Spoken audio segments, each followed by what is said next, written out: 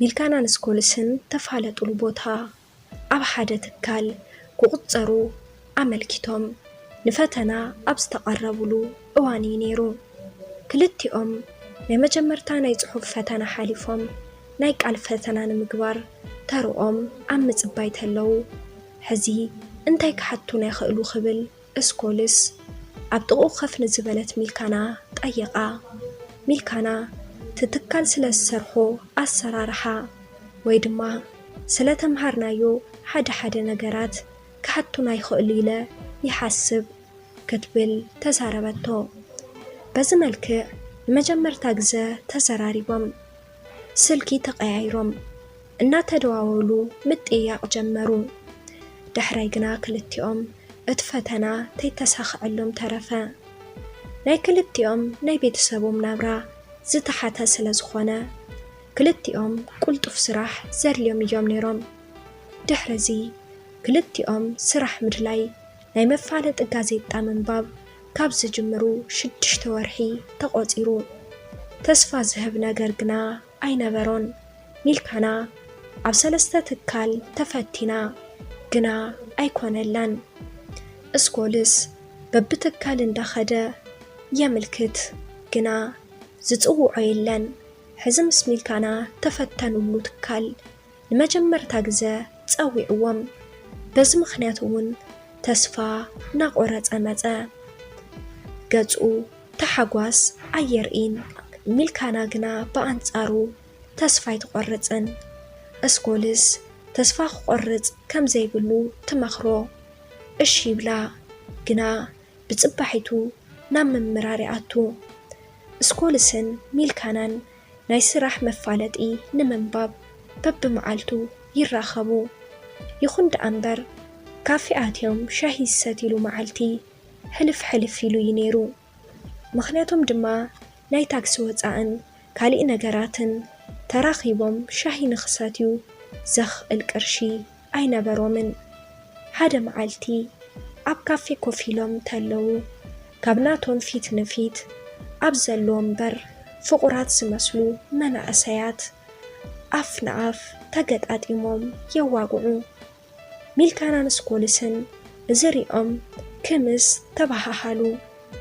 ብናቶም ምኽንያት ስለ ናይ ፍቕሪ ህይወቶም ምዝርራብ ጀመሩ። ሚልካና ኣብ ዩኒቨርስቲ ተላ ኣፍቃሪ ከም ዝነበራን ልክዕ ካብቲ ዩኒቨርስቲ ተመሪቑ ምስ ወፀ ደው ኢሉላ ከም ዘይፈልጥን ነገረቶ። ስኮልስ ግና ስለ ናይ ፍቕሪ ህይወት ዝዛረቦ ታሪክ የብሉን። ኣፍቂሩ እምበር ኣፍቃሪት ከም ዘይነበሮ ነገራ። ንምንታይ በለት ሚልካና ብፍቕራ ወዲቐድላ ዝነበርኩ ቆልዓ ንምዝራብን ንምቅርራብን ዝኾን ምኽንያት ኣይነበረንን ክብል ካብ መጀመርትኡ ተስፋ ቆሪጹ ከም ዝረስዓ ነገራ። ሕዝኸ ተትረኽባ እንታይ መተሰምዐካ ክትብል ሓተተቶ። ሕዚ ስረሲዐያየ ሕዚ ንሓንጎለይ ተቐሪጽዎ ዘሎ ስራሕ ናይ ምርካብ ጉዳይ ጥራሕ እዩ ክብል መለሰላ። ንሱስ ጸገም ይብሉን ምርካብና ዘይተርፍ ነገር እዩ ተስፋ ይተቑረጽ በለት ብምሉእ ተስፋ። ኣብ ልዕሊኡ ደጋጊምካ ንፈጣሪ ምልማን ክትብል ወሰኸትሉ። ስኮልስ ብትካዘ ሰብተ ዝኸውን ነይሩ ስለ ዝርስዖ በብመዓልቱ ናተዛረብኪ ተዝክርዮ። ንፈጣሪ ግና ትርስዖ ኢኻ ማለት ድዩ ክብል ብድፍረት ሓተታ። ሚልካና ክምሲላ ኢልካስ ክትፈላሰፍ ጀሚርካ ትዕግስቲ ዝብልዎ ነገር ኣሎ። ኣብ ልዕሊኡ 2-3 ዓመት ስራሕ ዝሰኣኑ እንታይ ክብሉ እዮም? ንስኻ ግና ኣብ 6 ወርሒ ንምንታይ ክትብል ኣረዳእቶ። ስኮልስ ክሳዶ ድኒኑ ስቕበለ። ሚልካናን ስኮልስን ስራሕ ከም ዘለዎ ሰብ ንኮ ተራኺቦም ናይ መፋለጢ ስራሕ ሊስታ እንዳረአዩ ይውዕሉ። ስራሕ ንቆፅሪና ናብ ዝብሉ ኤጀንሲ ከይዶም ክልቲኦም 300 ተኸፈሉ ዋላ ክሳብ ሕዚ ምንም ነገር የለን። ናብ ዝኾነ ይኹን ቦታ ክኸዱ ተለው ኢድ ንኢድ ተታሒዞም እዮም። ሚልካና ስኮልስ የሕዝና ስራሕ ናይ ምርካብ ተስፍኡ ክጠፍእ ተሎ ኣብ ገጹ ይረአያ። ክልቲኦም ካብ ዝፋለጡ 2 ወርሒ ገበሩ። ናይ ክልቲኦም ልቢ ተደላለዩ። ካብ ሶኒ ክሳብ ዓርቢ መፋለጢ ሊስታ ናይ ስራሕ ንምርኣይ ካብ ዝራኸብዎ ወፃኢ ቀዳምን ሰንበትን እውን ምርኻብ ጀመሩ። ኣብ ክልቲኦም ከም ዝፋተው ዝገልጽ ተግባራት ክረአ ጀመረ። ምፍታዎም ፈሊጦም ፍቑራት ኮኑ። መሊሶም ካልእ ትካል መፋለጢ ኣውፂኦም ተመስጊቦም ክልቲኦም ንፈተና ተጸውዑ። ኣብ መወዳእታ ፈተና ካብ ዝሓልፉ 4 ሰባት ውሽጢ እቲ ሓንቲ ሚልካና ኾነት። እስኮልስ ሕዝውን ተይተሳኽዐሉ ተረፈ። ሚልካና ኣብቲ ትካል ተቖጸረት። እስኮልስ ብናይ ሚልካና ምሕላፍ ብጣዕሚ ተተሓጐሰ ዋላ ንነብሱ ግና ኣማረረ። ኣይክእልን እናበለ ምሕሳብ ጀመረ። ስምዒቱ ሚልካና ብምርዳኣ ካብዚ ስምዒት ዘለዎ ንኽተውፅኢላ ናብቲ ትካል ካብ ተኣቱ ጀሚራ ንስኮልስ ንኽተቝፅር ምስቶም ሓለፍቲ ምቅርራብ ጀመረት። ልክዕ ኣብ 4 ወርሓ ተሳኺዑላ። ንስኮልስ ንሳ ናብ ዘለቶ ትካል ኣቝፀረቶ። ሚልካና ምስቶም ሓለፍቲ ጥራሕ ዘይኮነ ምስ ኩሉ ሰራሕተኛ ተኣታታዊት እያ። ኩሎም ይፈትዋ። ከምዚ እናበለ ምስ ቀጸለ ግና ናይ ሚልካና ተቐራራቢትነት ንስኮልስ ደስ ኣይበሎን።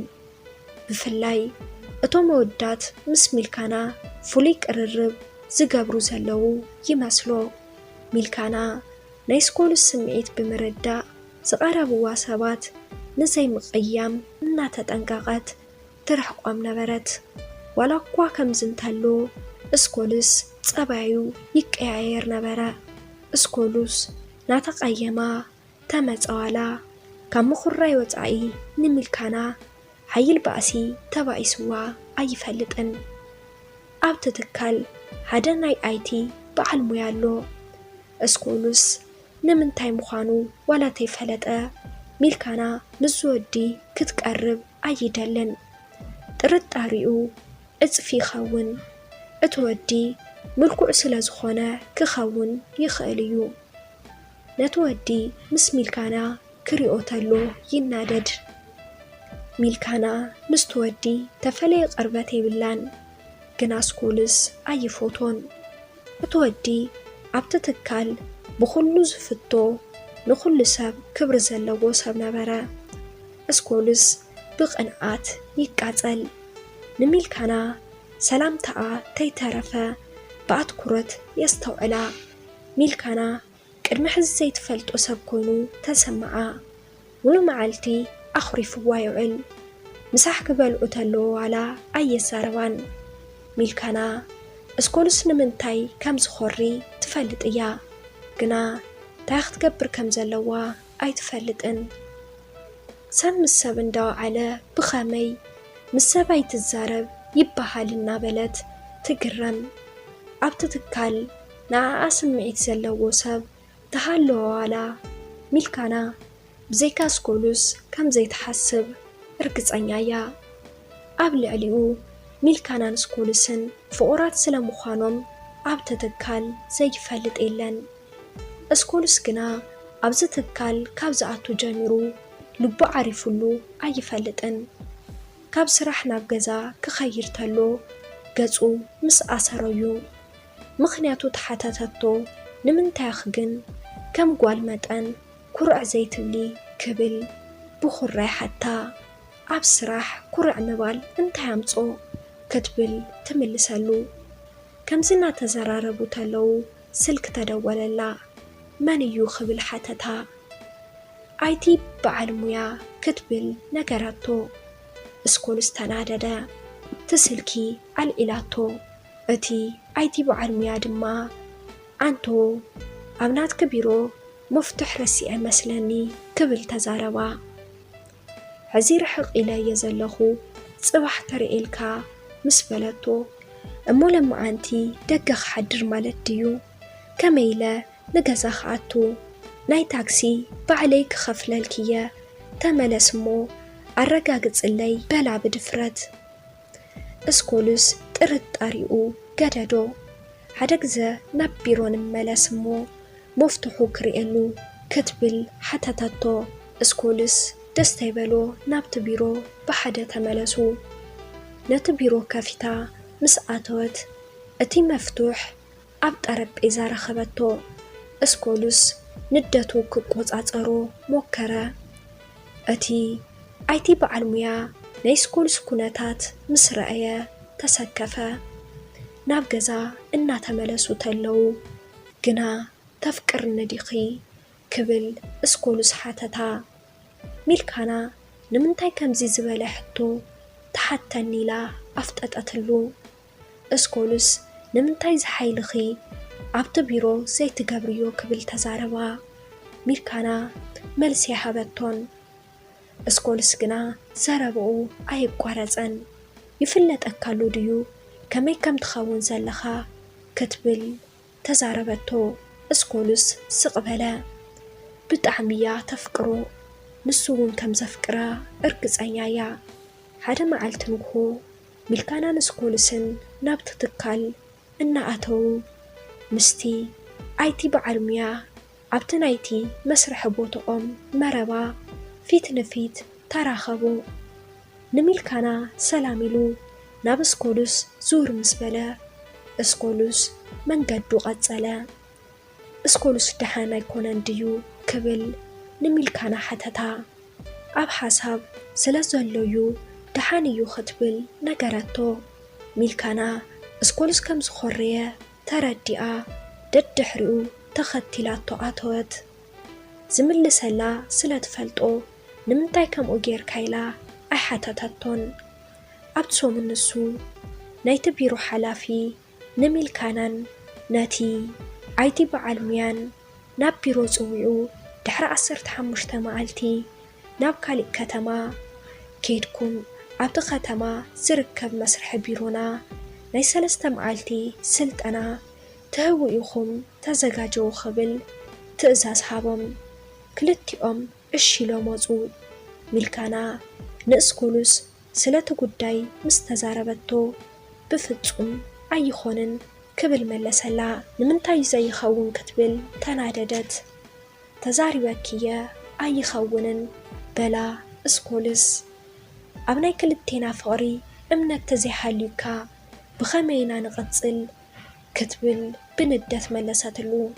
ኣብ ናይ ክልቴና ፍቕሪ ማእኸል ዘይምትእምማን ዘይኮነ ዘይምድምማጽ እዩ ዘሎ ክብል መለሰላ እሽስከ ክሰምዐካ ቀጽል በለቶ ብቐስታ ናብዚ ስልጠና ክትኸድ የብልክን ስለዚ ኣይትኸድን ምኽንያትካ ንገረኒ ምስ በለቶ ኣነ ክትኸዲ ዘይምድላየይ ንባዕሉ እኮ ምኽንያት እዩ ክብል ነገራ ከምኡ እንተኾይኑ እሺ ይኹን ሓደ ነገር ክነግረካ በዚ ሕዚ ኣብ ናተይ ስርሐይ ክትኣቱ ኣይደልን ነገራቶ እዚ ነገር ብስምዒትኪ ብዙሕ ግዜ ገሊጽክለይኺ ለማዓንቲ ብተግባር ጌርክዮ ክብል ጠየቓ ሚልካና ከምዚ ምስ በላ ደንገጸት በዚ ሕዚ ኣብ ስራሕኺ ኣየእትወንን ጠንክሪ ክብል ነገራ ሚልካና ከምኡ ማለተይ ኣይኮነን ክትብል ክተርድኦ ፈተነት ተኾራሪፎም ነናብ ገዝኦም ከዱ ሚልካና ናብ ገዛ ኣትያ ተጨናነቐት ስልክ ደወለትሉ ኣየልዕልን ይቕራ ግበረለይ ክትብል ብመልእኽቲ ለኣኸትሉ ጽጋብኪ ብልክዕ ግበርዮ ክብል መልሲ ሰደደላ ናይ ሚልካና ይቕሪታ ምሕታታ እስኮሉስ ነቲ ስልጠና ሓዲገዮ ኣለኹ ከም ምባል ገይሮ ወሰዶ ስለቲ ስልጠና ደጊሞም ኣልኢሎሞ ይፈልጡን ትመዓልቲ በፂሑ ጽባሕ ናብቲ ስልጠና ክኸይድ እየ ክትብል ተዛረበቶ እስኮሉስ ከም ብሓድሽ ሰንበደ ብሓቂ ክብል ጠየቓ እወይላ መለሰት እስኮሉስ ኣነ ዝብሎ ኣይስማዕን ማለት ድዩ በለ ብኹራ ካብ ኩነታታ ዝቆረጸት ስለትመስል እሺ ኺዲ ኢሉ ጸጥ በለ ሚልካና ኸደት እስኮሉስ ምሸት ደዊሉ ጥራሕ سلام آتي خدو بلا أوه سلام آتيه أش صبقيلو سلك عطو ميلكانا مستأيتي بعلميا سلت أنا خيدا كساب تملس اسكولس حزنا تدولت له أيل أنن سلت أنا وديا مستملست نمنتاخا سلك زيت العلن نيركا مسبلتو أي ملسلان ميلكانا نابت سلت أنا خيدا مستملست مسسكولس كم قدمهم مخان أبيهم أبتسومون حنت محزا ميلكانا ويب سايت اللي إخا نيوت أعينا يتمرت أدليو موكريو بلتامو ميلكانا موكرت بخالق معالتو ميلكانا قدام يزور سلام حلافا نقدس على الزر كتزاجو إميل تلعخا نساس كولوس بحاجة تخونو على بزوح مزر رابقنا أبقاريز أميوم نيوت أعي نيتمرت أدل تمكر مهلا نبعلو أين قراتون عبت تكال سلاناي كالتيوم مفللاي يزاربو ميلكانا مستأيتي بعلميا نسلت أنا أبس خدو لقزا مسؤودة كسايا إنا توحالة يسرب اسكولوس ززاربا يسمع كنا تايقوا أي فلتن تاي حسب كمزلو ميلكانا مرد عبيا بخمس ملكع إنا قد سألو أوارح اقصرو ميلكانا زمكرتو نايوزع عدل فتنا حليفا اتنايوزع يونيفرسيتي نايتمرت عدل كم زحابا إيميل تقبرلا ميلكانا تحقوست جناز خلو نسكولو سينقرتون نخد قرون معالتي مسترفا نسكولوس نقرتو اسكولوس مئمان عبيو نايتمرت عدل كما سلويك أعلن بزي كان السو مسكالي تزحاحفا تخرزلا مسلو جنا سلات خناتات كي تأيقا معازي خد خبل تأيقا دحر عسرت معالتي كتبلنا قراتو كساب لومي نمنتاي زينا قركني كبل حاتتا أي ملساتلون بتسأتتا حلفتو انقع حقو ساكي إلو تسأتبلا ميلكانا بطعم تفكرويا معزك الكدان كنقبر كتبل تأيغاتو ميلكانا قدم مخادا الكدان أسرو سخلو كخونتالو اسكولوس حقو سينبرن اسكولوس سلت أنا زخدت اللوغزا كابا امرؤو كوات سيكالن ميلكانا تخدلو معالت بزحا ميلكانا عبكسادو تتأمتما تمزالو منقدي كم مچاچوية بلتونا نبعت اسكولوس منم كوحات اللو يكالن ميلكانا خدت زخدتلو منقدي نخلت عمت ناي تمرت عدليو قدامي عمت تمرت مسودات بعال قزاي مسايك خوني دالييلا تتملكت نابزخ متز كفقدلو كم زخلو سام مخرا ميلكانا أب إمباسي عمل كتت تي إمباسي فقدو ناسكولوس بيزا تلعخو اسكولوس مزا كلت ورحي دحر مصنحو نو اون حدا كوليج ناي تمرت عدل هابو تمرت جمرة ميلكانا اسكولوس أب عدم تلو تقيما نجر سرسو أمسلا ناي بحقي اسكولوس تقيرو نبرا أب حدا جزا منبر كتسالو ميلكانا تمرتا مسودات كلتا ممارستي حسبت قداماي أبتناي سدتانياتات كامب مئتاون ناي منبر فقار كساب زهبوا متصباينيو أزدما حدا خلت عمت كوسدلا يخأليو أبلعليو نسا أو ناي سدتانياتات كامب تأتيا اسكولوس بينو خنبريو اتخال أي ممارس أدما نسانا بإثيوبيا تمليسا لك نسا خمس جبراتو اسكولوس بيزاوكيو كل إخلا نبرا ميلكانا مسسكولوس تماخرت مو ناب إثيوبيا ختملس وسنو ميلكانا لك إثيوبيا مستملست اسكولوس مراخب من قدم أدفأ ميلكانا تفتر خلو مئمان أبيا ناب بيتسابو خيدا تتأيقت ወላዲቱ ኣፈን መሊአን ኣብ ልዕሊ ወደይ ትኸዲ ነርኪ እሰይ እንኳዕ ሓደገኪ ዋጋ ኽዩ በለኣ ሚልካና ከምዚ ክቕየር እዩ ሕሶት ናይ ሰብ ክኣምን እዩ ኢላ ሓሲባ ኣይትፈልጥን ነይራ ዘሕለፍዎ ጽቡቕ ግዜ ዘኪራ ምእማን ኣብያ